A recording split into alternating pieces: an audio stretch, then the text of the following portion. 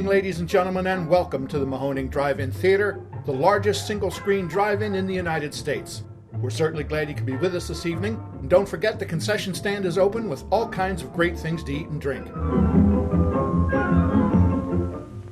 89.3 Mahoning Drive-In Radio. It's your old friend Virgil back once again with our amazing co-hosts Jeff and Mark. And we're jumping back into this thing as the threesome. Are we calling ourselves the tripod? Do we have a certain name for us? Both of those things sound rather rude for a family, potentially. From the audience. So let's just say tripod. Yeah, co-hosts, right? That works proper. fine. And the trifecta. The trifecta. I like that. And today we have just kind of going over some regular questions that we get from folks, as well as kind of a roundup of, now we're going into our third weekend, so the last two weekends, which have been amazing. So I'm going to kick it over to Mark to drive this train here. Certainly. I just wanted to thank everybody who's been out to the Mahoning Drive-In Theater in Lehighton, Pennsylvania so far this season. It's been amazing so far.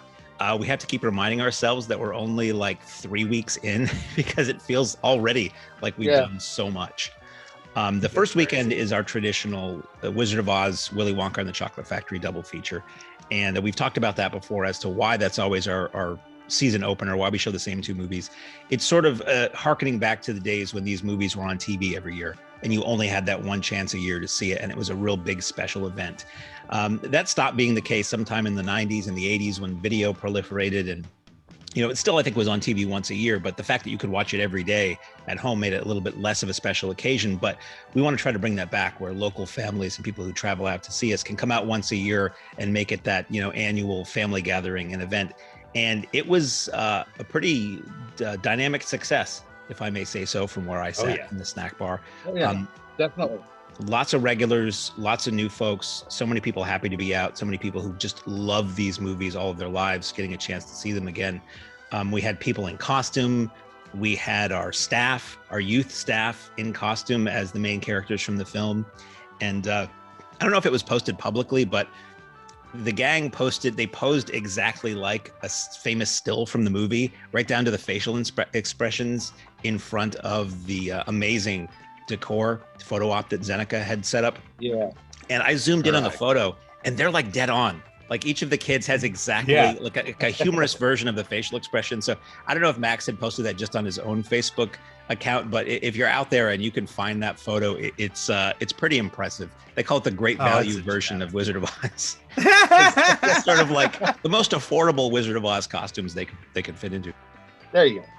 Well, it's perfect because they've really taken it into their hearts. The young staff, we've been so blessed with that. They dress up, they embrace every single event that we do. Yep. They're so excited when we get guests.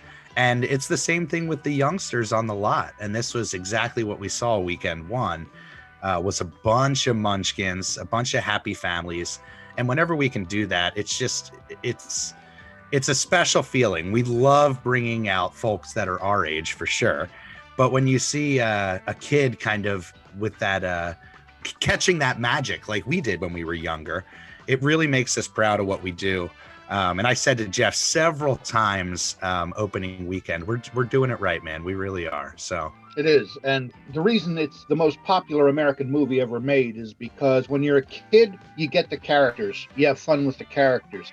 When you're an adult, you get the sarcasm and the innuendo and that kind of stuff for the adults. And so that's why I think you never get tired of it. You never get tired of it. So we had, as we have become known for most weekends, we have special decor outside or inside the snack bar. And one of our regular customers who's become part of the family, doing supplemental or additional decor and photo ops in addition to what JT has been doing for years, is Zeneca. And she put together this amazing Yellow Brick Road Oz display just outside the snack bar. And then right beside that, a really, really impressive, giant candy Willy Wonka display. And she decorated, sort of hanging from the ceiling, giant pieces of candy on the pick up and order doors, I should say. And people just went crazy for that. Yes. It was incredible. Yeah, it was beautiful. She really stepped up her game. Zeneca is a party planner. and she came to us. Well, she's been a fan for quite some time, but she came to us last year and said, "Look, I have no parties to plan. Can I jump on board and help you guys in any way?" And again, fully embraced it. A nice kind of go-to for James with really a lot of our events, but Yes. it's amazing to see what she's able to do because she works all by hand. All that stuff was made by hand. Giant Wonka bars, full Emerald City. It was like, and that's the type of stuff you come to the Mahoning and it's kind of artistry on display, you know, in so many levels. And it was great to see her really get a ton of credit over the weekend. I saw the press was all over her. So it's a great situation. That's right. And she worked for months on that. She was sending us photos of various aspects of that many weeks before we opened. Yes, absolutely. No computer animation there. She had to build all that stuff. Yeah, for an event that has what, 6 hours of daylight? Yeah, basically. It's over 2 days. Over 2 days. It's incredible. She's mentioned that, you know, we're showing as part of our Dark Side of Disney show, Return to Oz. And she's going to sort of redress some of that set for like a darker version of Oz. Perfect. Come on. That is perfect. Yeah, that's going to be great. So in addition to her sets, as I mentioned, we had people in costume. We had both nights, each night we had somebody in a Willy Wonka costume, a very accurate Willy Wonka costume. Yes. Insanely. I was talking multiple times to this Willy Wonka and Veruca, and because, you know, it's still COVID land, they had their masks on. And I didn't know until afterwards that it was our friend John Demmer, who was responsible for a lot of our amazing outdoor construction last season. It wasn't until afterwards that he posted the picture. I'm like, I had no idea that was you. I felt rude. And that it's that good a costume. Yeah. And at one point when I was working the snack bar register, he was they were just checking out, and a little girl came up next and she looked up at him and she was talking to them as though she believed he was Willy Wonka. Incredible. I love those moments when they happen. Yep. That is unsanctioned. You know, that is a fan coming. We didn't talk to John about that. John is an Uber fan. But, you know, the idea that people fully jump on board with us and what we do to the point where it crosses over and improves the event, it's really what the Mahoning was born on. You know, it's people coming on board and saying, hey, I want to help out. Hey, I want to get on board.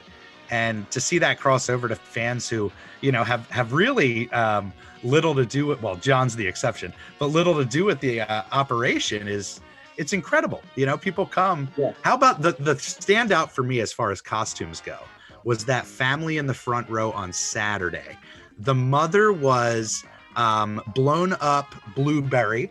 The little kids were all Oompa Loompas, and the dad was like a character with an Oompa Loompa running around in front of him. It's one of those costumes that looks like you're riding on somebody else's back. It was like he was riding around on an Oompa Loompa. It was incredible. And as soon as I kind of ride the road to make sure everybody's pulled off the road safely before the show starts. And as I come in, I see them suiting up. You can't miss the mother. She's a huge Blueberry. But I stop, I pull over, and I say, oh my God, you know, thank you guys for coming out. It's just incredible. And they were so excited, so thankful for what we were doing. And that's the type of moments that, you know, keep us going without a doubt. And we all had experiences that I'd like to get into from that opening weekend. I noted some on the night, so I'd remember when we got around to recording this. One thing was JT telling me, and this is as best a quote as I can summon from my transcription. I got there an hour late and the line was still down the street. For a season opener, I've never seen that, and on a Friday, no less, in freezing temperatures. It was cold on Friday. It was literally freezing. On Friday. Yes, it was below freezing. People still came out. They bundled up. We sold a lot of hot drinks. And interestingly enough, Beth told me somebody came up and asked if we sold slush puppies. Nothing will stop them. Nothing will stop them. And then she said that Zoe turned around and said, "What's a slush puppy?" And we sadly had there's the generational gap. Well, it is. It's very, very clear. Folks missed us. And, you know, those tickets sold very well right out. All the tickets really are selling very well out the gate. And it's very clear to us that, you know, kind of the boost that COVID gave the industry last year man, that's not going anywhere. Certainly isn't going anywhere this year. So we're very excited, for this season and for our partner drive-ins, everybody around us, because I'm sure they're kind of in for the same fate of riding this amazing resurgence wave. We talk about destined blessings, this and that, and you could never plan on something like this happening. And now that drive-ins are on everybody's tongue, it's like, how can you not look at that as just a weird blessing? As terrible as this situation is, it's a weird blessing for the industry. And we're getting so much. I mean, we've always gotten press attention. Not that we necessarily seek it out, but we're not going to say no. It's a business. You'd be a fool. Right. Sure. We had at least 3 different entities on the lot opening night. We had the Rent This documentary, who was shooting interviews with us about the theater and about our memories of video stores. It's a documentary about video stores coming up. It's been amazing how much press attention. I just did an interview on Monday with WNEP talking about drive-ins, and they had interviewed a couple other drive-in owners. Drive-ins are so much a focus again because it was one of the few safe ways to get out and experience entertainment and gather with people at a distance last year. And it's just, it's really interesting, and I'm fascinated. I'm thrilled. What raises it's like the rising tide raises all boats kind of thing. It helps all of us, and we're not really in the same game as a lot of other drive-in owners are because of what we do so differently. I'm thrilled whenever I see a new drive-in is opening. I'm thrilled whenever I see a drive-in is doing well and selling out no matter where they are.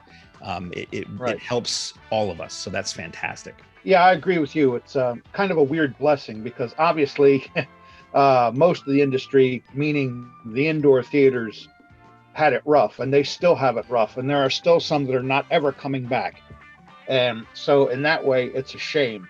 As far as the drive-ins go, yes, our first run cousins, if you will, they had it rough because they were forced into showing retro, which they're not used to. They're not geared for it. So it's a little rough on them at first until they kind of got used to it. And still today, I think, they would rather have a more first run product than what they have now because they're still doing some retro. And I just don't think they're looking at that long term. I think they're looking to get back to first run because I think that's what they really want to do. And good for them. That's fine. I'm happy for them.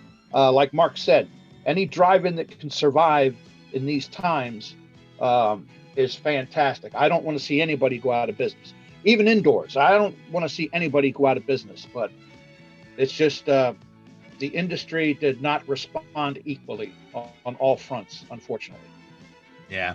Well, the plus is that there's a huge slate and wave of new product coming out in Hollywood, and it seems like people are starting to get back to the theaters. So we're really hoping that this is a great year for movies just in general, regardless of the Mahoning. So well, I hope so too, but the problem is now Paramount just pushed a whole bunch of stuff back now until fall, and this just sets the indoor theaters back even worse, and it doesn't do a lot of the first run drive-ins any good either.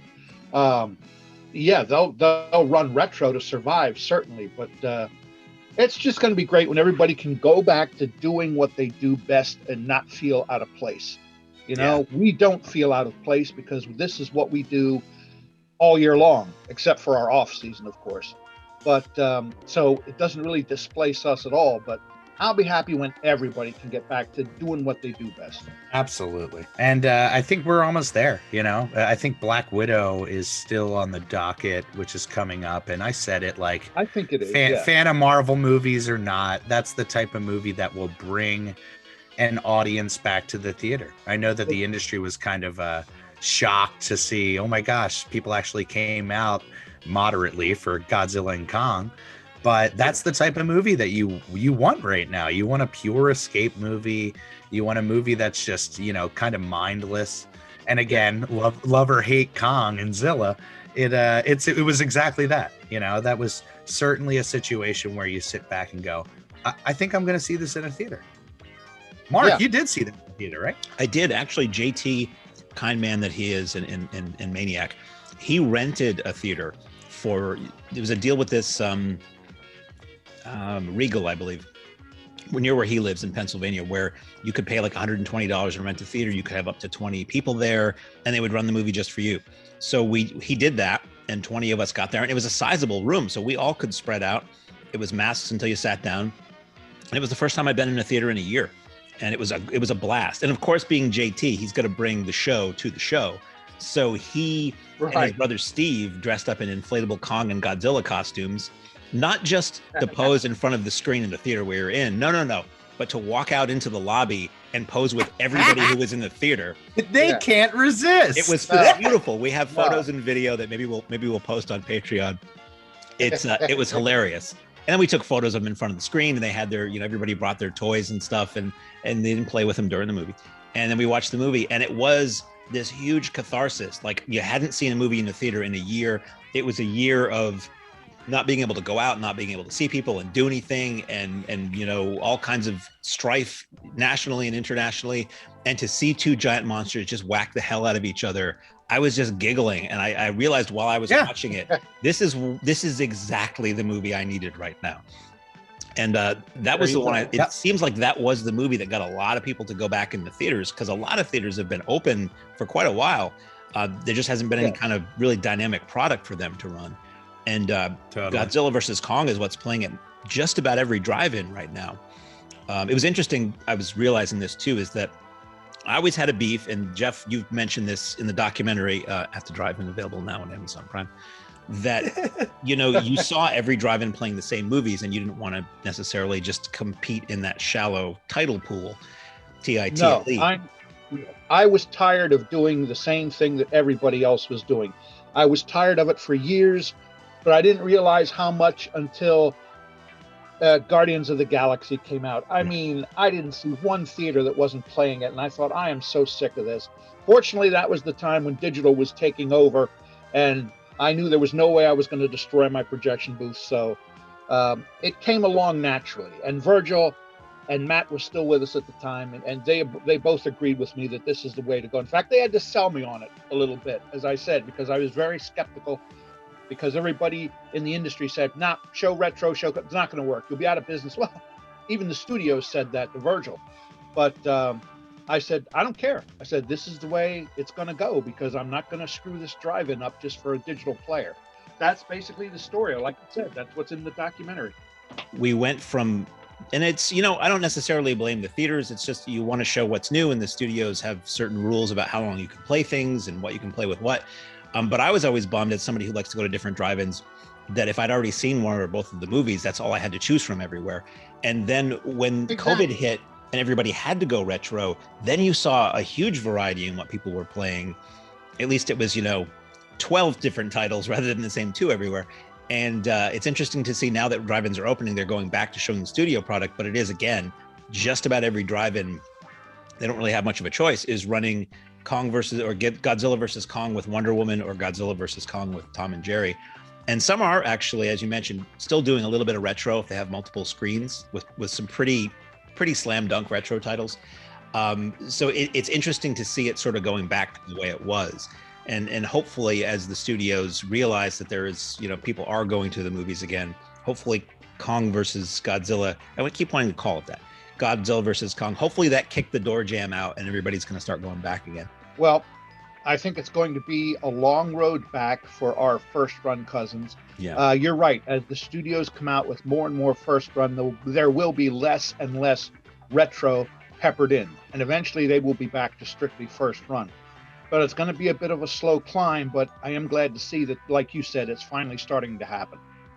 Attention, please. A $50 reward will be paid for information leading to the arrest and conviction of anyone caught stealing our speakers. If you accidentally pull a speaker loose, don't worry. Just turn it in. There is no charge, and we'd appreciate it. Hi, this is Adrienne Barbeau, and you're listening to Mahoning Drive-In Radio. Enjoy. So something I wanted to talk about, part of the idea of this podcast is to talk about, what it takes to run a theater, what goes on behind the scenes that most people never know. And one of those things, we can use opening weekend as an example. So for the last, 5, 6 years, I'm bad with math, It's been Wonka and Oz. We book the prints, we get the prints, we show the prints, we ship the prints back. This year, Right. we were told early on, you can't have Willy Wonka. Virgil, do you want to tell us a little bit about that and how that played out? Yeah, that was a situation where, you know, we were kind of blessed because it's the 50th anniversary of Willy Wonka, and we were like, all right, it's a means for us to celebrate the 50th anniversary. But when I requested those titles, which happens right around the end of the year, they came back and said it's actually on the blacklist because Fathom is planning their big 50th anniversary re-release into the indoor theaters. For people who don't know, explain that. Fathom Events and how that works. What happens if they decide they're going to show The Great Escape or something? Sure, totally. That's a great question. Like, what is this blacklist? So studios occasionally will send us a list of titles that are unavailable, whether it's for a short period of time or an extended period of time. And traditionally, it is because of re-releases, special screenings, things like that. You know, those Fathom type of events that you may have gone and enjoyed. But that kind of takes those retro titles off the plate for us for a short period or a short gap. So that's kind of the situation there. And with Wonka, I didn't think we had anything to worry about because of the state of the indoors, even though it was on my mind. Oh, it's 50th anniversary. That could be a hiccup. But yeah, it was one of those situations where we were able to get the rights. It's kind of last minute. And I still don't know when they're planning on doing that release of Wonka in the theaters, but it certainly wasn't in April. And for us, Right. Suddenly the discussion becomes, well, what do we do? What do we play with Wizard of Oz? And we're starting to throw around titles that we know studios have prints of, and what would work well with that. And funny enough, at one point we did say, well, you know, we can get Return to Oz. And I was just like, that's a hell of a downer way to end it. That's quite a curveball, Yeah. isn't it? That's quite a jump. That's Did you quite like a jump. Dory and Yeah. Dorothy in the first movie? You want to see her get some electroshock treatment? Stick around after intermission. Yeah. Well, the great thing is, it's worth mentioning, when we did get word that Wonka might not be available, I requested a grace. So occasionally you can reach out and explain to them what the situation is, whether it's a special screening or you have a guest or blah, blah, blah. And let's be honest, every single screening that we put on is a special screening. So I let them know, hey, this is our annual opener. We do this every single year. Would you be willing to go to Fathom and see if they would give us a quote unquote grace to still show the films? And even though it was a situation where it worked out in our favor, it's worked out in our favor in the past when we've asked for graces, because again, we have really, really great relationships with the studios. So that's just again a little kind of inside baseball. And it was one of those things Yeah. where, you know, it's opening night, and so much, it was like a reality show. You know, so much was going wrong or not ready right up to the moment we opened doors. We had, you know, issues with the tents outside. We had all of our tents set up for Sandy and merch, and a couple of days before the show, it got windy. And somebody was on the lot and said, hey, the tent is twisted in the back of the lot. What do we do now? And, you know, some of the merch wasn't quite ready. Some of the food orders hadn't quite been delivered on time. And it's just, you know, COVID is still messing everything up. And it was a lot of those Mission Impossible situations. But, you know, kudos to our staff, because everybody got it done. And the doors opened and nobody had any idea that anything was less than perfect that night. Right. Happens every year, right, Jeff? Yeah. Every year there are what you might call last minute jitters. I mean, myself, this is the first time in, like Mark said, 5 or 6 years we've been showing Wizard of Oz and Willy Wonka. And I blew about the first 20 seconds of Oz because I'm standing there and I have no sound. And I'm like, the foot switch is on, the lamp is lit, the processor is on. Why am I not getting any sound? And then after about 20 seconds, I realized, oh yeah, the kill switch is still on. So stupid stuff like that I've been doing for, you know, over 20 years. Well, 20 years at our drive-in. My whole career, you're talking over 40. But, something dumb like that I've done for 40 years. And so I blew the first 20 seconds of Oz. But that is just like opening night jitters. And like Mark said, nobody could really tell that anybody had them, but everybody had them to a certain extent. Yeah, and we always just kind of jump into things, and yes, very Mahoning's nature to say, like, hey, if something's not working out in our favor, we're just going to roll with the punch. And it was one of those situations where it's like, well, if we don't get the food delivery, then certain items will not be available. Just right. That's how we got to roll. But again, in pure Mahoning fashion, it all worked out perfectly, It did. And let me tell you something. That's not necessarily last minute jitters. Almost every year, when you make a food order, something for the first weekend doesn't show up. That happened even long before you guys showed up, when we were still first run. We'd make a food order. Oh, the company says we're out of this, we're out of that. So then I would jump on the microphone and say, hey, folks, almost everything is in stock. Check with the girls behind the stand. They'll tell you what we don't have. And, so that happens every year. I don't covet Fancy's role as the inventory manager, because it's almost every day she's, having to follow up with somebody to be like, hey, just making sure you're going to come on the right time. And of course, they never do, No, of course not. No. I said, we'll work into a groove eventually, but I think we're all still getting used to this system, even the folks we're working with. But it's worth mentioning, guys, that we had some new staffers, and it was their very first weekend. And, again, in Mahoning fashion, it's a trial by fire situation where, they jump into it and they see how we adapt to the madness, and they pick that up really quickly. Yes, they did. And every single person that we had on the staff was just rocking and rolling and flying on that excitement. And we couldn't have gotten better newbies this year. Just like last year. It's like, man, we're so incredibly lucky, on so many fronts. And we just knew when we had our amazingly successful first weekend that we have the right team in place for sure. And I think part of that comes from we had, instead of putting out job offers, through Indeed or Facebook jobs or whatever, we had thrown it out through our main Facebook page to just ask people who know and like the theater, do you want to work here? Because so many of us have come into the fold by being regular customers first. And we got a bunch of people who knew the theater, who liked the theater, and who were thrilled to work there. And I think that makes, their efforts, all the much more passionate and better for that fact. Absolutely. When you're dealing with people that you're already sort of related to, it makes it much better. In the past, at my indoor theaters and at my drive-ins, I used to say, or one of the kids would come up and say, hey, my brother would really like to work here. I would say, great, tell him to come on over. It's like that. It's much better than going to a newspaper. Yeah, fill out a classified ad. I guess they don't even do that anymore. But that's how you used to have to do it. And you had no idea what was going to come walking through the door. But you have kids working for you and say, oh, my brother would like to work here. Oh, and that just is like, yeah, come on over. Keep it in the family, the fan unit, Exactly. It really has certainly worked out well for us. We've got people in new roles this year too.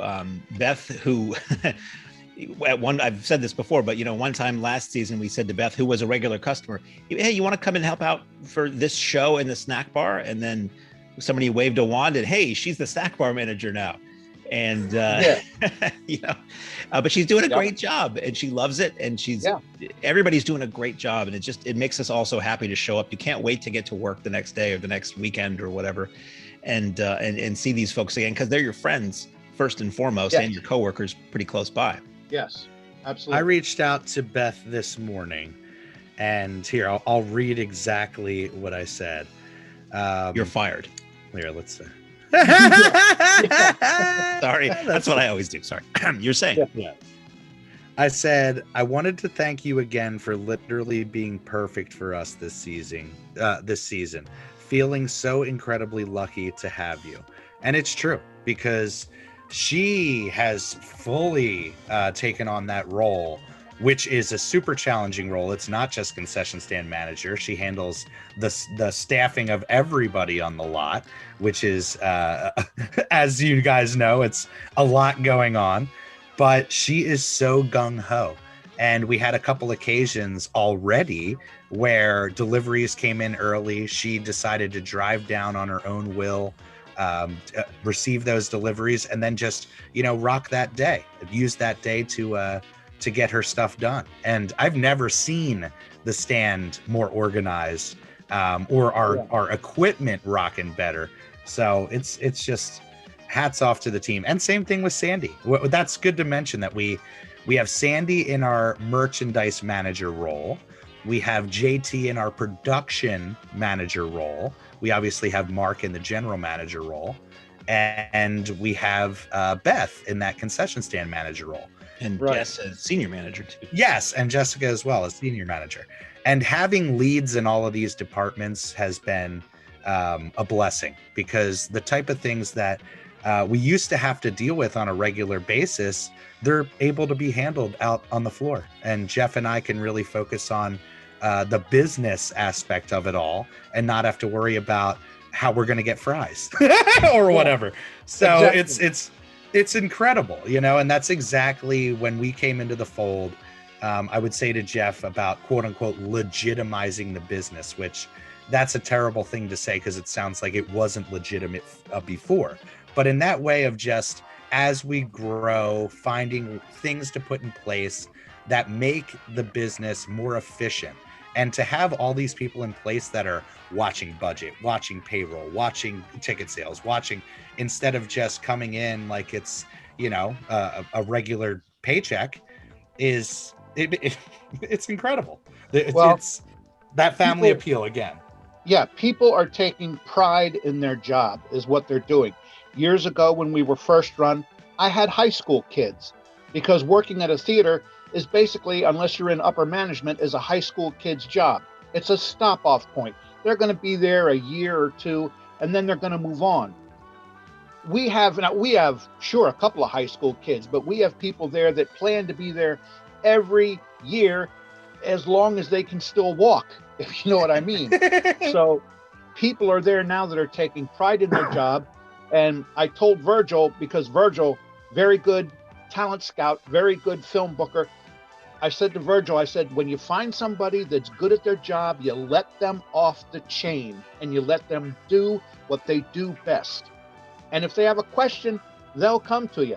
9 times out of 10, somebody comes to me, Jeff, I'd really like to do this. I say, okay, you do that, because I know you'll be good at it.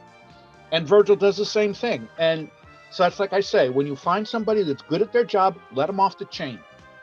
And we have a lot of those. Yes. That's great. Yes. And new this season too, one thing that we haven't mentioned is that Robert, who was a longtime patron and then a volunteer and worked in the snack bar, he is now sort of, what's the official title? Assistant projectionist? I would say assistant projectionist. He's picking it up very quickly from me. He's doing very well. I still have to teach him a few ins and outs, but if I couldn't make it for some reason, he could actually probably run a show by himself. He's only been doing it for 2 weeks, He's a natural, which is amazing. And I know he had some experience at indoor theaters in the past, but he had said to me that it's been such a long while. He really wanted this strong refresher. Right, and that's kind of what he needed, because he couldn't thread our machines at first because they were so different from the ones that he was used to. But I brought him along.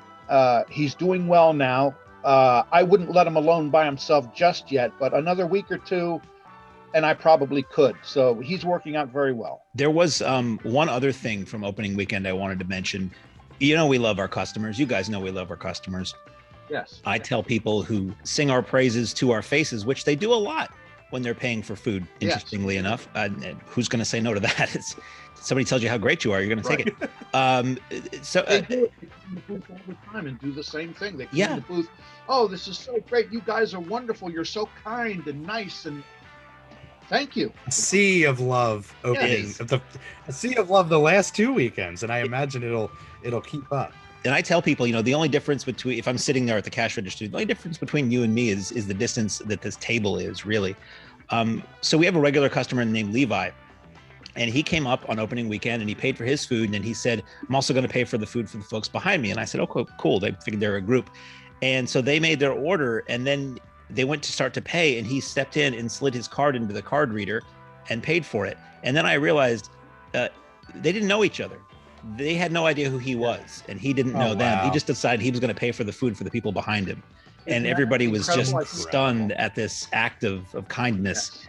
That was amazing. So I just wanted to give a shout out to Levi for being a pretty nice guy. Doesn't that speak to the type of fandom that we have? You know, like Yeah. you don't get that everywhere. People who are so wanting to make sure everybody has an amazing time. It's Exactly. glorious. Passing it forward. Yeah. And another fun thing we did for the customers on opening weekend is that we had our golden ticket promotion. We had Paris Themin, who had played Mike TV in the original Willy Wonka film, signed a few golden tickets for us, and in randomly selected popcorn bags, people got a little slip of paper that let them trade that in for one of these signed golden tickets. And let me tell you, if you want to sell a lot of popcorn on a night, put something special in the bag. Goodness. We sold popcorn to the tune of our machine not being able to handle how much popcorn we were selling. That was pretty amazing, and people were so excited at the possibility of winning that. I explained to every person who went through there just about what the promotion was, and they got excited. And we had some really cool photos of the winners who were just thrilled to get this autograph from a guy who was in one of their favorite movies. Yeah, a lot of happy faces. Yeah, and that golden ticket, that is a frameable golden ticket. They are beautiful. They are beautiful. Oh, absolutely. And he signed one for the theater too, which we're also going to have framed. It's incredible, the type of love and embrace that even Hollywood now is jumping in on. And even in his intro, he said, "I'll see you guys next year." So it's like he's already planting the seed. He's already ready and jumping into the Mahoning family. And we've been open 2 weekends and we've had guests more shows than not. So yeah, it's pretty nuts. One of the customers last weekend or opening weekend said to me, Charlie Bucket was my veterinarian when I was a kid. And I'm not saying that she went to a veterinarian for medical assistance. I mean, she took her dog there, but apparently he lives in upstate New York somewhere. And she just got around that, the guy who'll deal with your dog and cat's medical issues was in Willy Wonka when he was a kid. It's just, she said he was a super nice guy. So that was kind of cool to hear that too.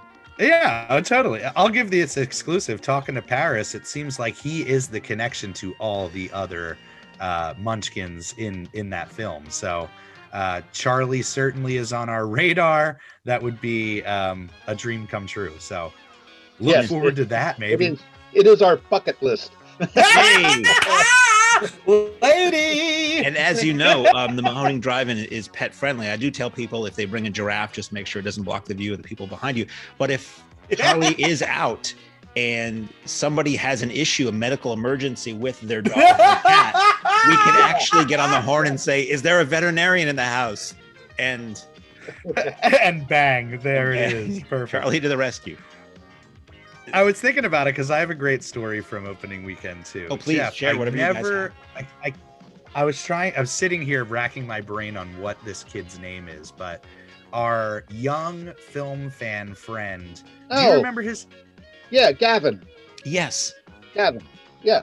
Gavin was back on the lot, and Gavin has become a regular who travels in from Pittsburgh every night that he's there. He never camps. He always travels back, which is nuts to me.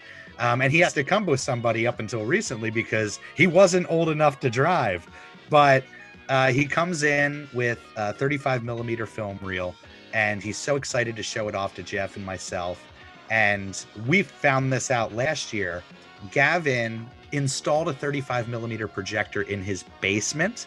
Yeah. And this is a kid who I swear he must be 17, but it's that type of passion for 35 millimeter that can be passed on that, again, we are truly doing something right to be able to have it infect somebody's life that much to the point where he's jumping over hurdles, not only to come and see us, but has that experience now at home, has become a 35 millimeter collector. And he really is. He's one of us. It's amazing whenever he's there. And Jeff will tell you, I don't think he saw a frame of the movie. He watched you that whole time. Yeah, he did. And the funny thing is, even when I was sitting down, because the reel's running, maybe it's 15 minutes until the next changeover, he stood the whole night. He didn't sit down once. He stood the whole night, and he held that reel of film all night. He never even put it down. And they have a little bit of weight to them. And he just stood there all night holding that reel of film, looking at the screen, looking at me, looking at somebody else. It was amazing. I mean, you talk about dedication. I mean, I would at least put the reel down for a little while. Nope. He held that reel from the moment he went came into that booth until he left. He held that reel all night. Oh yeah. And that speaks so much, to what we do. And I think that passing of the torch to the next generation, I say that all the time. I try to say it every night that there could potentially be a child on the lot, because it's so true. It rings so true with me. Somebody who fell in love with the drive-in experience when he was young because his parents brought him to a drive-in. There you go. We have to thank the parents for bringing their kids.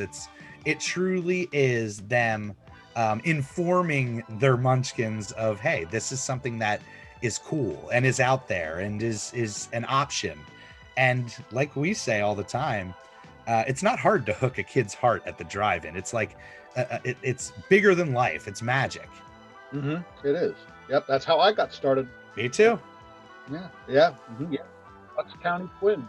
Yeah. Does your stomach send you pizza craving signals? Oh, wow.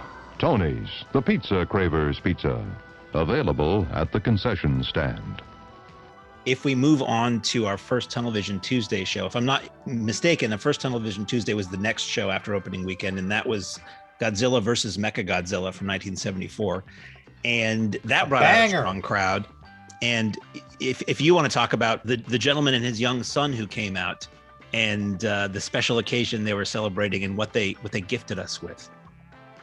So I love walking the lot, as I normally do before the show when I can.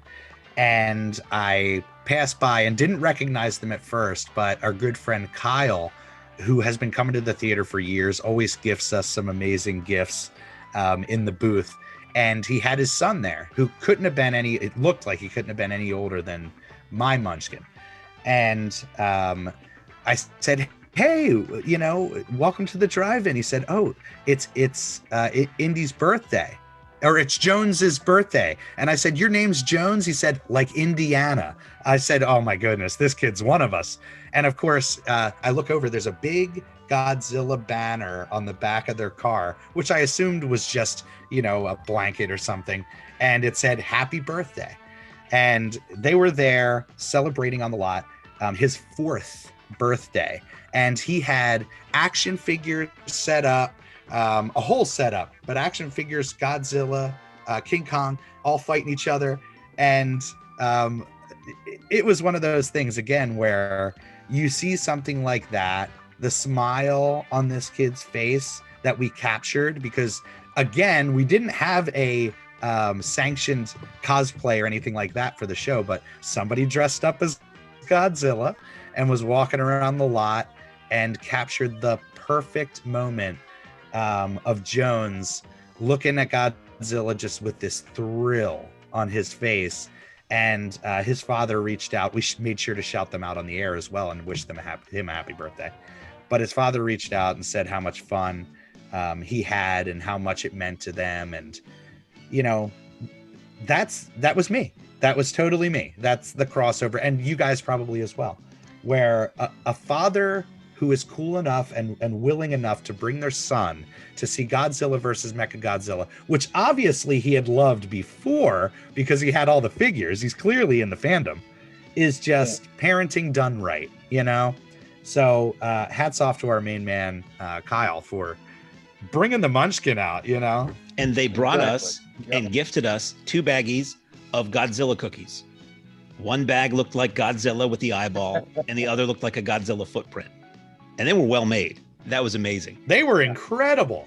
And that again is a situation where it's like, oh, hey, it's his birthday, we're celebrating, and here's these bags of cookies that I brought for you guys. I'm like, yeah, it's his, it's just sometimes it keeps us speechless, because there is this monstrous wave of love that comes across the lot every time we open up those gates, and it's staggering sometimes, but something like that means a lot to us. Whenever the kids get involved, it's just beautiful, and we know it. Like, this kid's made for the Mahoning. His name is Jones.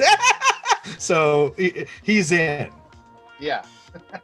And then the next weekend, this last weekend we just had, was our remake double take, The Blob, 1958 and 1988, which we did because we did this once before with The Thing from Another World and The Thing, and it was a blast, and it's a good idea, if I may say so.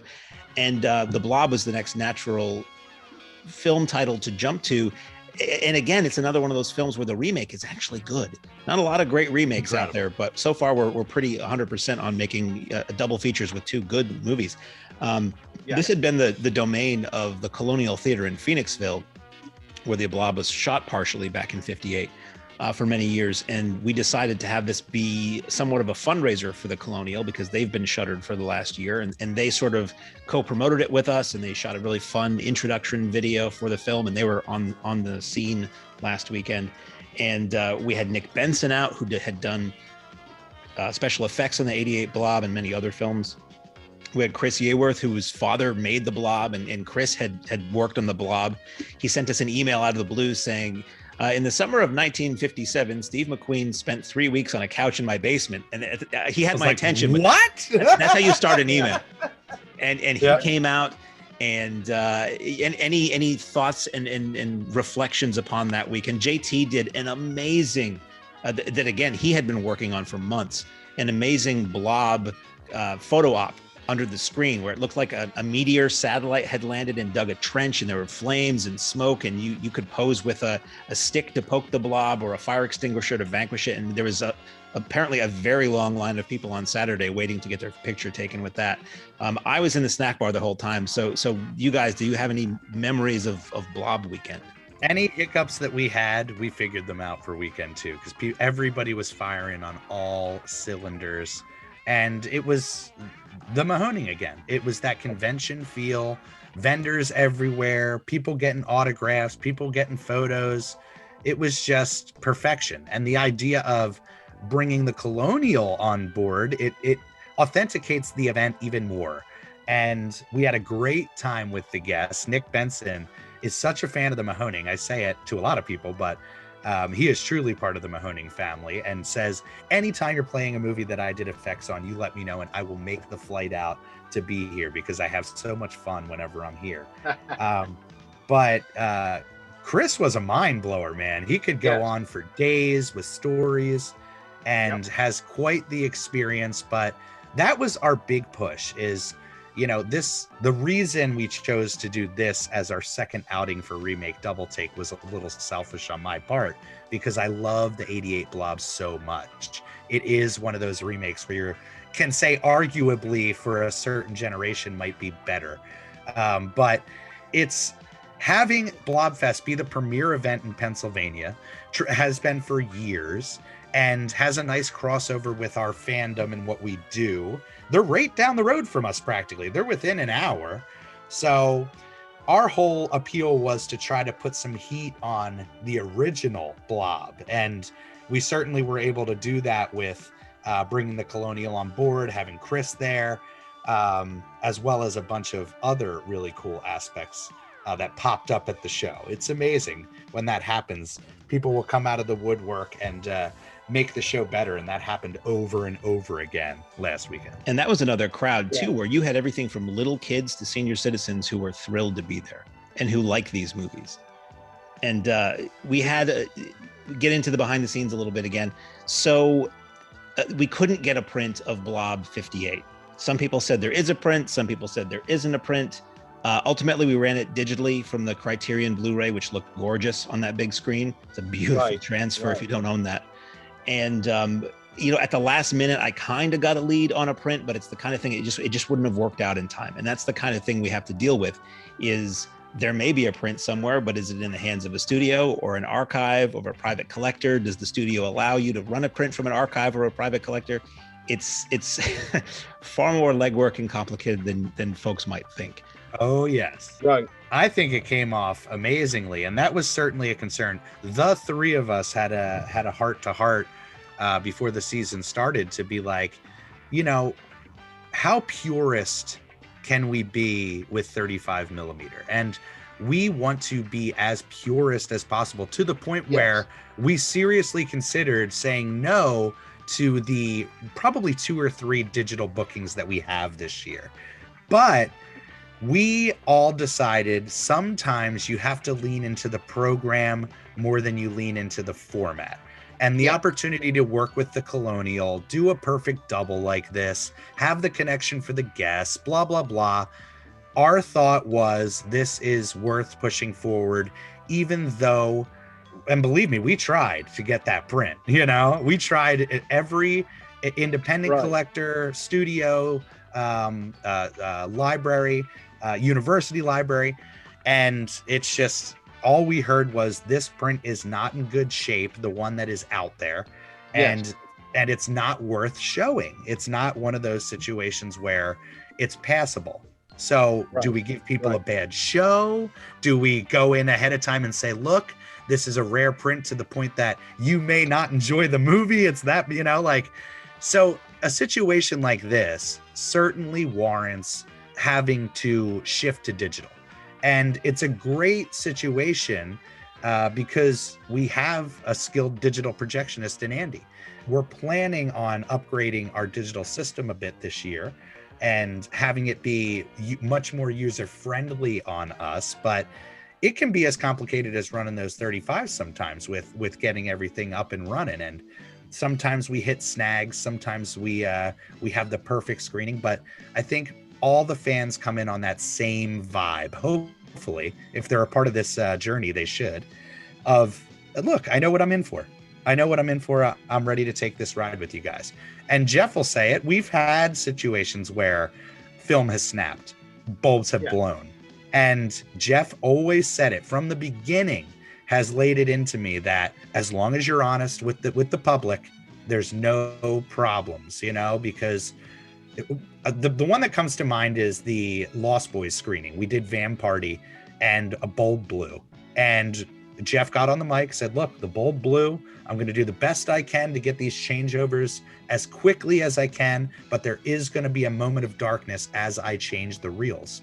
And not a car left. Not a single car left. And everybody has that experience to take away with them. So sometimes I say when we have those hiccups, it almost helps the experience for people in a weird way, Right. And the other weekend, when I sat on the microphone, I said, okay, one of the previews that we're going to show tonight has heavy water damage. So now it's probably going to be the first time that any of you have seen what happens when water and film mix. And it's not pretty. But they actually got to see a water damaged preview. And that's something I'll bet nobody's seen before. So, yeah, behind the curtain. That's the secret is, as long as we're honest with our fan base, as long as we're honest with everybody up front, really there is no pressure, especially with everything technical that goes into a show. Having people that are willing to take that ride with us is amazing. And of course we have those people who may not, but that's life, that's a growth of a business. Some people would probably rather prefer that the Mahoning was still pulling 20 cars and had $2 cheeseburgers, but we now pay a staff. We are growing. We are a legitimate business. So it's for me, it's pride. Like that growth is something to be incredibly proud of. And, almost 99% of our fan base is so on board with that tenfold. Exactly. We can't do what we used to do simply because that doesn't exist. We have quality food now in our concession stand. Not that it was bad before, it wasn't, but you're right. It was your typical $2 burger or whatever. Now we have much better food. We have to charge more for it, just to come out ahead. So it's it's worth it. I mean, that's what you have to do. Absolutely. And it's worth saying our pricing is still incredibly low compared to any traditional theater or drive-in theater, So that's the thing, is we're still playing it very, very close to the chest and saying we want to still have that appeal. But sometimes there's these crazy overheads that go into a show, like flying a guest across the country or putting them up in a hotel for several days or whatever the case may be. Right, and feeding them. And feeding them. And that warrants sometimes an extra $5 on a ticket. And I think people are definitely willing to jump on board with that, which is amazing. When you can come and meet your hero for $5. Exactly. It's worth it. It's worth it. Speaking of meeting actors who were in the films we're showing last night, we did our second Tunnel Vision Tuesday, which was The Crazies, George Romero's 70s outbreak film, which is insanely topical all of a sudden. Yeah. And we had actress Lynn Lowry out for that. And I wasn't able to be there last night, but the people who were there, I saw photos. People were just thrilled to meet her. She seemed super sweet. And we had a decent sized turnout for a Tuesday night. Any stories from last night that you want to fill me in on? Oh yeah. Why don't you give the people a rundown, Mark, of Lynn's storied career, at least some of her highlights. She was the ones that really pop out for me. She was in Shivers. Shivers was a huge movie in my youth, and a kind of this VHS rite of passage in a way. In The Crazies, and also in I Drink Your Blood. So talk about like 3 hard genre films, and her layout was amazing last night. The posters that she had to sign were like pieces of art. There were these great they were single shots of just her, just a real close-up face shot. One from The Crazies, one from Shivers, one from I Drink Your Blood, and they were like beauty shots. As fans of Lynn Lowry know, she is and was a beauty, and one of those faces that you see on screen that has such an innocent look. I say she has almost like a Sissy Spacek look where she doesn't age. She always kind of looks like this youthful, innocent in a way. And boy, oh boy, when she came on the lot, same situation. She looks incredible. And she had an amazing time at the theater and had nothing but amazing things to say. And I told her going into this, look, this is a Tuesday show. Don't expect there to be a packed lot. I don't want you to be let down in any way. And same situation as many of our guests. It's like, I just wanted to come and hang out at the drive-in and have this experience with you guys. But she did really well. Her table was jumping up until the film started. And we did really well with tickets last night. So we're on a nice roll. And if anybody hasn't seen I Drink Your Blood and wants to, buy that for a nice Sunday family dinner viewing, the Grindhouse Blu-ray of I Drink Your Blood and I Eat Your Skin features a featurette about the Mahoning, or that was shot at the Mahoning when we ran that double feature. I should say Exhumed brought that double feature to us, recreating the original double that played in drive-ins back in the 70s. And I actually shot it, and it was edited by Bob Murawski, who edited the Evil Dead movies. So that's kind of a big thrill for me. Hello! But if you want to get those movies, which are both fun, and you want to see what the Mahoning looked like around the first season or so of this whole retro thing. It was so early. You can see what the snack bar looks like.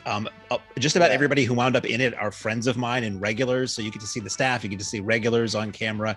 It's a fun little featurette, and I think it may actually be on YouTube as well. But it's a nice little way we've been immortalized on a Blu-ray, which is kind of cool. Oh, it's great. Every time I see that out, I flip the disc and I'm just like, ooh. It's funny because, like you said, it was probably 2016 when we did that show. And at that time, it's like we were really just getting our footing with this whole thing. Anybody that's in that featurette was on the lot. I think there might have been 10, 15 cars tops. It was a light night. Was a rainy night too. It was rainy too. That's right. Yeah. But man, what a perfect scenario to watch those two films back to back. Like you said, harkens back to the classic drive-in era. And we had a lot of fun with that. And it's worth mentioning the print last night was gorgeous. And Harry, as you guys know, all the Tuesday shows come from the Exhumed archive, and the titles he's pulling out this year are mind-bending. Like, I imagine this will come out fairly quickly, but the stuff that he's releasing for June is easily headliners for any weekend. And of course, we always have those fans that get angry at the fact that, why is this not on a weekend? I physically cannot be there. But again, this is something that is designed for the locals, and the locals are supporting it in a huge way. And if we can build that local fan base and support on Tuesdays, I know it. There's going to be several of these shows that are like Texas Chainsaw last year. Texas Chainsaw was a sellout on a Tuesday last year. Yeah. And that might become kind of a trend with some of these titles that he's pulling out of the vaults, if you will. So a lot of excitement around Tunnel Vision Tuesday for us internally. And the thing about those being on a weeknight, I have multiple answers I reply to people with if they're upset that they can't make it.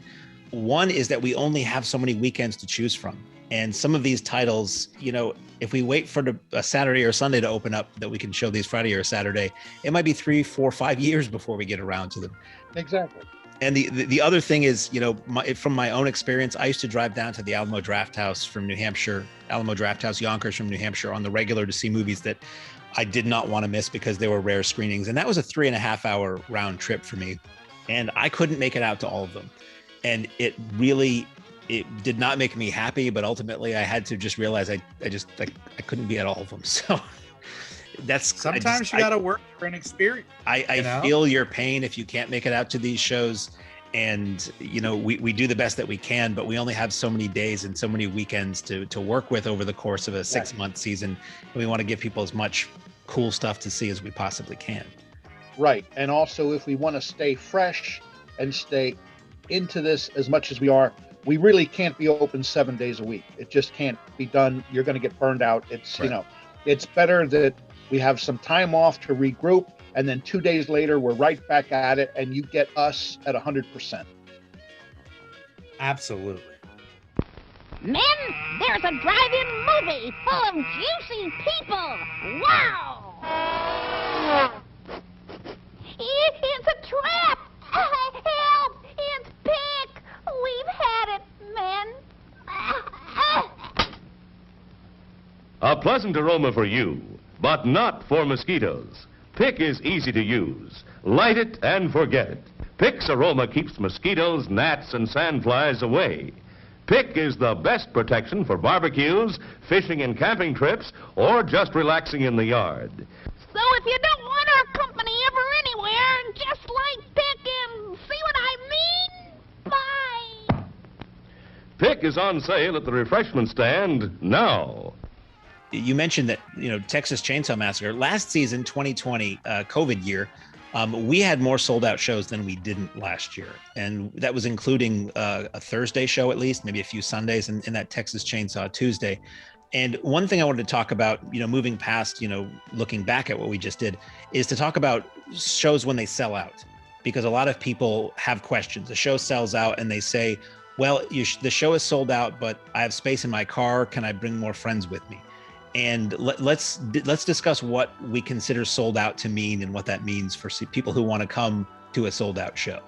So we do have a capped number of tickets at the Mahoning Drive-In Theater, and that's capped for safety. We still are in COVID protocols, if you will. Right. And we always like to have that experience be a good one for folks when they come out. And an overly packed lot, an experience where you have to wait in lines the whole time, we know that's not fun. So that's really where the idea of this head cap and count comes from. Now, we are working to repair our lot a bit. Mother Nature certainly has taken over a little bit of the lot, and we're doing our best this year and quickly to get the lot repaired so we can have more cars comfortably. So that is something we're trying to push, but people are right. They ask that question. I'm coming with a friend. I'm not taking any more space. Why can't I come? that is, again, purely for that kind of event setting where, just like a concert, just like a ball game, anything has a capacity crowd. And what we try to do is find what our safe capacity is and rock that number. And we've already sold out a show this year, and looks like we're going into a low ticket alert for Harry's weekend next weekend. And there is urgency on these tickets. So we tell people all the time that we're not doing this to keep you from the show. That's the last thing we would want to do. We're doing this to improve the experience for the people that are on the lot. Again, give that event feel to it all, because it's one of those situations when Zombie Fest drops, people know I better jump on it because it's going to sell out. Right. And that is the case with a lot of these events. So I think it really has set a standard for what we do. And on a business level, again, behind the curtain, it's the only way we can gauge what a crowd looks like. Normally, before last year, most of our sales were drive-up sales. People would come in and purchase at the gate, followed us on Facebook, Twitter, whatever, saw the show, came out, made their purchase, done. Then last year with COVID, there was an emphasis everywhere to purchase online or ahead of time. Contactless. With the thought of like, I can't see the person at the gate or hand them money safely. So that shifted in a huge way. And now 98% of our sales are online sales. Yeah. So when people ask what that is or what that's all about, that's really what it is on a behind the scenes level. It's the only way that we can track sales. And another aspect of that too is the first time we sold out for that Camp Blood show a few years ago, we had to turn people away, and people may have driven hours. They may have already bought a hotel room. They may have spent a lot of time and money to get to the theater, and they were told, no, you can't come in. Right. And doing advanced online sales lets us know that when we sell out, we can just tell everybody you can't get in. Because I remember what I put into going to a show, and I know people drive a lot farther than me. We have somebody who drives from Pittsburgh to go to a show, and in farther, we have people come down from Canada to go to our shows. And the idea that they would take all of that time and money and find out when they get here that they can't get in, that's just, we don't want to do that to anybody. It's just wrong. And that's a lesson that we learned. Yeah. Yeah, it's a lesson that we learned. And we learned a ton from that sellout, because that was not a safe sellout. We shifted a lot of our model after that with having the camping area. So all the tents are in a certain designated area that's coned off and no vehicles can go through. It was, that first sellout was like, we have to close the gate because, it really got almost out of hand. So, and that's the type of thing we want to avoid. We never want that situation where, we get bombarded with hundreds of people coming and expecting to buy tickets at the gate, but we also have, this reserved kind of setup with our business. And the beauty is we were born on social media. So everybody that follows us knows the protocols now. It's a system that clearly works for us. Yeah. I can say we have upped our numbers for sellout this year, which is nice. And it looks like things are on that gradual increase for everything. And once the lot gets repaired, Jeff knows it, it's going to be a game changer for us. Yes, as things get better, this COVID thing cleans up, and the lot gets to be in a little bit better shape in areas that aren't normally used. Those areas will get used, and our numbers will go up, and we'll be able to get more people in.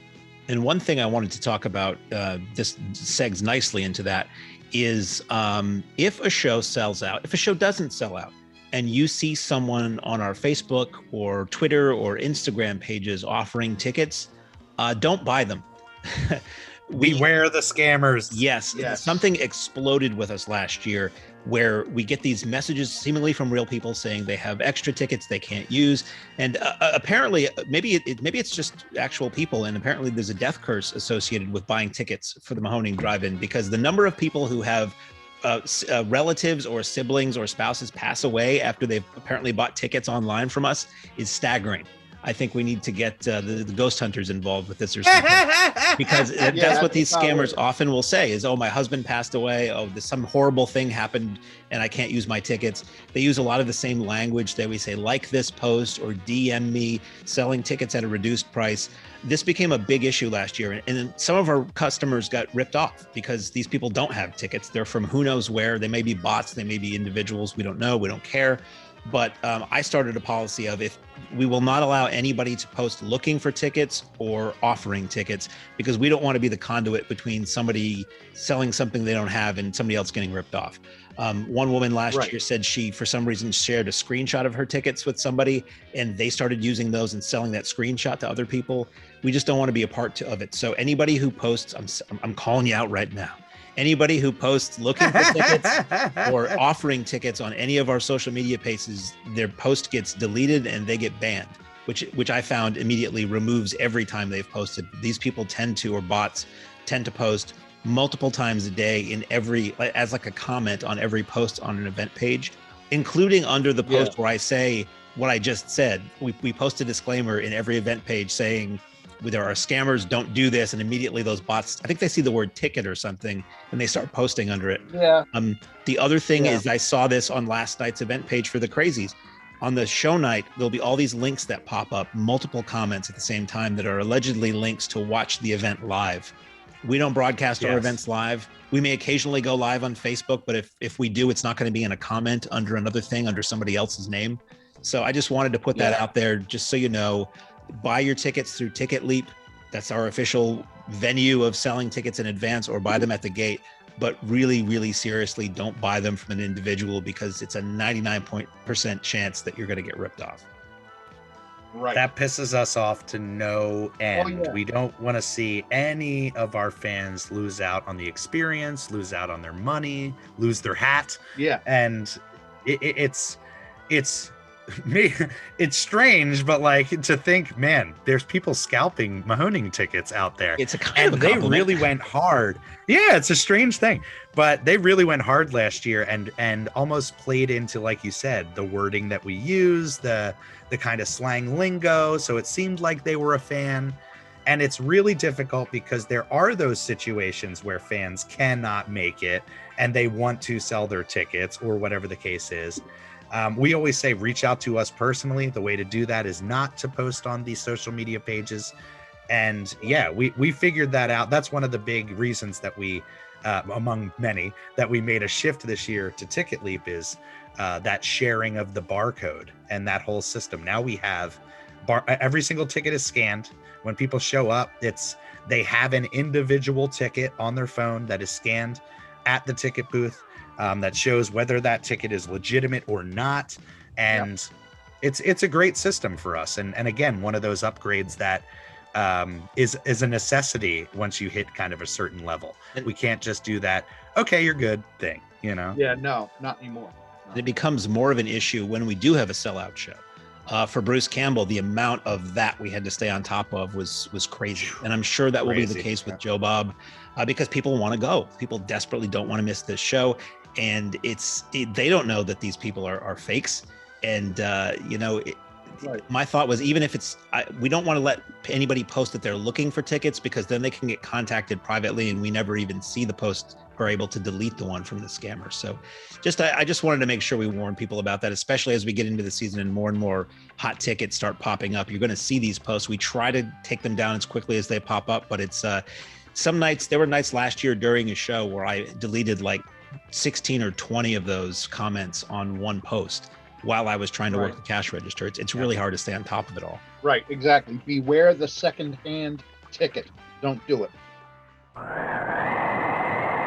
Hi, I'm Chili Dilly, the personality pickle. Packed in a jar for the freshest flavor. Served cold in a sack for you to savor. So dainty to eat, no muss, no fuss. An ideal snack for all of us. Crisp, tender, and tasty with a bit of spice. Buy one now. Taste how nice. Snack bar clerks will knock themselves silly, speeding your order for a real chili dilly. And now, on with the show. So is there anything you want to mention about shows that are coming up? Any sneak previews about details about any of these shows, or things we maybe haven't announced yet but are on the cusp of announcing? Any developments that we can sneak a leak and peek, that sounds gross, to our audience? Heck yeah.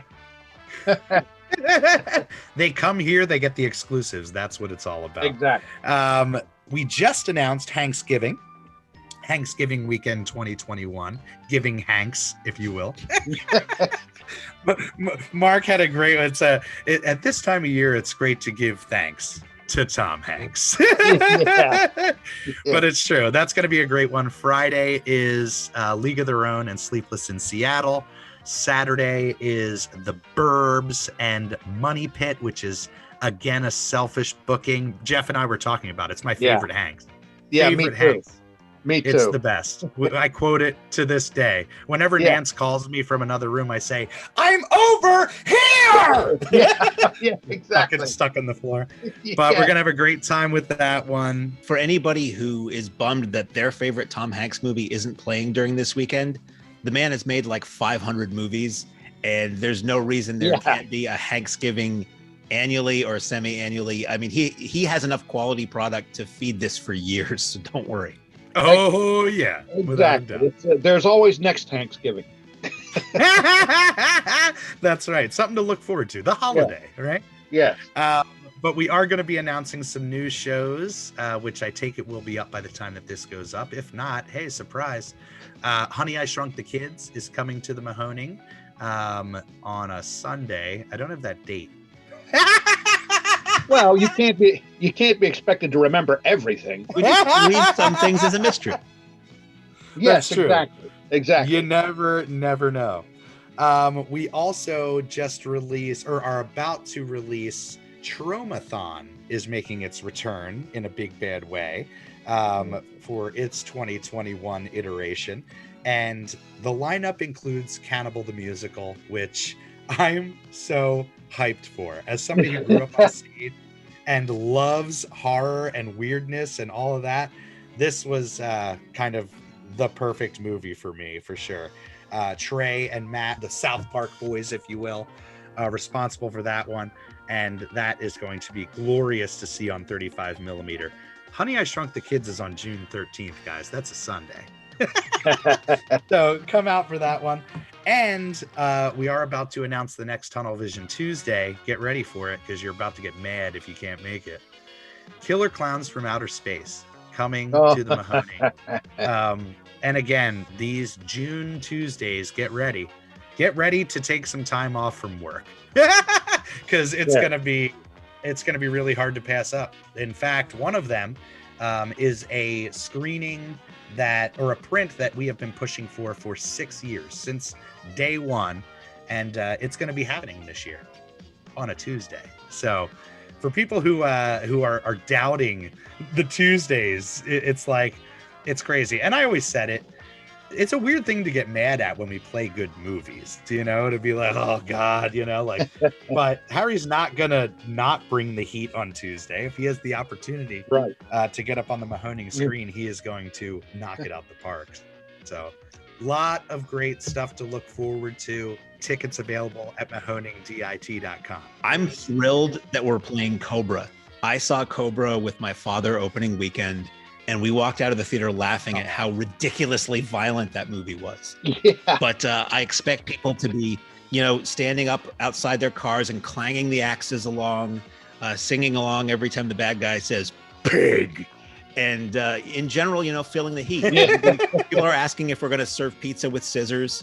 A lot of people love that movie, and I like it. Years ago, I had said we should do perfect drive-in a money-losing Stallone double feature of Cobra and Nighthawks, which are the two edgy cop movies that he did.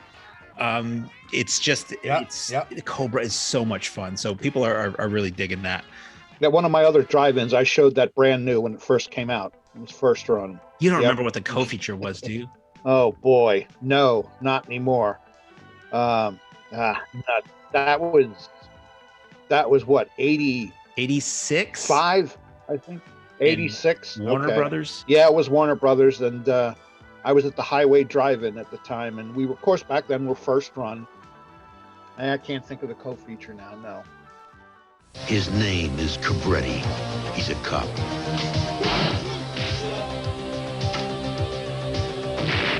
He believes that victims have rights and that crime's a disease. He's the cure. They call him Cobra, the strong arm of the law. Stallone is Cobra. Rated R. Opens this week at a theater near you. I wanted to mention it before we wrapped things up. Again, going back to the online sales thing, David Lynch. Saturday has been sold out for a little bit now. Friday has been on a low ticket alert, so jump on that if you want to come out and see Eraserhead and Blue Velvet on 35 mil at the Mahoning with the cast. It's crazy. Definitely worth mentioning. Escape from New York is coming on the 27th. Next month, we have Nightbreed on the 4th. Wild at Heart, the unrated version, which is going to be magical, on the 11th. RoboCop on the 18th. And on the 25th, we have Burial Ground, which is kind of a little appetizer for Zombie Fest that following weekend. Yeah. So a lot of madness. Yeah, when are we playing Escape from Lehighton? I guess not until the end of October. That's right. So I keep hearing these vague things. People strangely don't seem to have much interest in it. There's a Joseph Robert Briggs he might be coming to the theater. Yeah, I heard about this. So yes, the Joe Bob developments are moving forward very nicely. And we, just so you guys know, and I'm sure if you're listening, you want to know, the press release will be coming out, which will be announcing ticket sales, which will be coming out this month. So you have that to look forward to. When you talk about urgency, believe me, this show is going to sell out, because what we're offering here is once in a lifetime. So many levels of once in a lifetime. It's kind of ridiculous. Yeah. So for fans of Joe Bob, which we are, we've really set this up as what would we want a weekend long Joe Bob experience to be. And I think we're really, really going to deliver. So you guys have a lot to look forward to on that front as well. It's never ending. I laid out on our social media calendar, now that we have such an intense lineup, we're going to be announcing shows until mid-August. That's how many. We have literally 83 events that we're putting on this year, and I'm sure that number is going to go up. So think about that. That's crazy. Right. And Virgil and I were talking the other day, and as far as the Joe Bob event goes, have your trigger finger ready, because it's going to sell out in one day. And that was since the first time we talked to Joe Bob about this, and he's a great guy and he cares about the fans a lot, seriously. Yeah. He said he didn't want people to miss knowing about this, because sometimes you don't hear about it until it's too late. No, I wish I would have known. Right. So the whole thing was announce that it's going to happen far in advance, announce when the tickets are going on sale in advance, so that everybody is ready to once again crash the internet, thanks to Joe Bob, and crash the Ticket Leap site like they did Shudder. And be ready when they go on sale. And it's going to sell out, and people will miss out going, but the hope is that this will be an annual event. I don't know why it wouldn't be, with the level of interest this has. We've heard from people who've already booked hotel rooms, who live in all across the country, they're just waiting to get their tickets.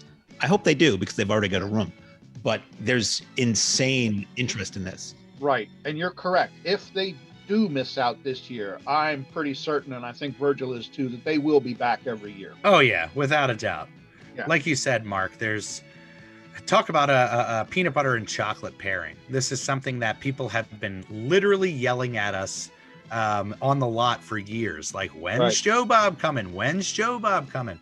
And the fact that we get to bring it together in such a glorious way, and have a presented annual that ties in a film festival, a haunted attraction night, as well as a live version of At the Drive-In, first time ever. Last drive-in. First time ever.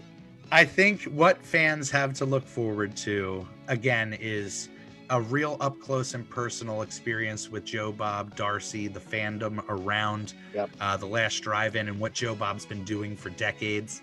And, like I said on another podcast, we really look at this as a passing of the torch. It took the time for us to build up what we do, so it's the perfect opportunity to bring Joe Bob in and show him we are the future of the drive-in, which he knows. But he even said it when we first booked him and reached out in the past. He said, I'm really getting sick of people asking me to come to your drive-in. So to all you guys that have been pushing it, clearly it worked. And, this will only help the situation on the lot and the future for the Mahoning to have such an amazing annual worked into the fold. Another amazing annual worked into the fold. So, urgency on them tickets, baby. Yeah, it's going to sell out really fast. And I think next year for Vamp Party, this crossed my mind because you were mentioning Joe Bob so much. We really got to work on Elvira. We really got to get her out. She would love it. She would love it. That's what I keep thinking is like, now that we're having such a crossover with the industry, and really anybody is an email away at this point, it really is that situation of lining up the dominoes perfectly. So the time works out, all that. But that would be a home run. Talk about another legend. Yes. Yes. This drive-in theater is radioactive. Now you can hear tonight's show on your AM car radio. Turn your ignition key to the accessory position. This will not drain your car battery. Now turn on your radio and zero in on the following AM station. So I wanted to take a moment before we close to thank everybody who is a Patreon member for the Mahoning Drive-In Theater. Absolutely. If you're not aware of what that is, it is a monthly subscription you can pay to get some exclusive content, some exclusive perks, and help the theater out financially. It's patreon.com/Mahoning Drive-In. And all the details are there, but I've met so many people who are Patreon members who've been out to the theater and they flash their really cool, I must say, laminated membership cards, and they get their discount or they get their discount popcorn or whatever.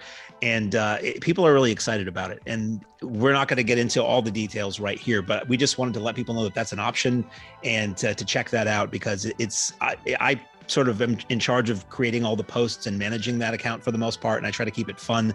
Patreon says you're supposed to post once or twice a month to retain customers, and I'm posting at least 2-3 times a day with sneak peeks at events that are coming up or work in progress posters, or just it's sort of like an insiders club.